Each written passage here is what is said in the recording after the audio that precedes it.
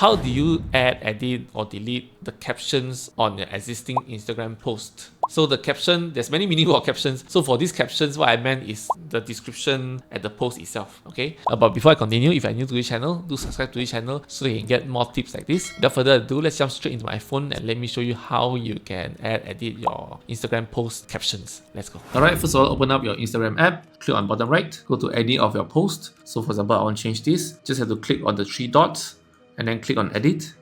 And then you can see here, right? This is your caption here. You just have to edit accordingly. Okay, just edit accordingly. Pardon my language. For example, I just put K.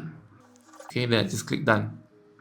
Yeah, and then the caption is edited. So for Instagram, it is much better. You can keep on editing the caption. Despite it being posted long time ago, you can still edit the caption, which is great. So yeah, this is how easily you can edit or even delete or add a caption to your post. If you find this helpful, do subscribe to the channel and I see you next time. Goodbye.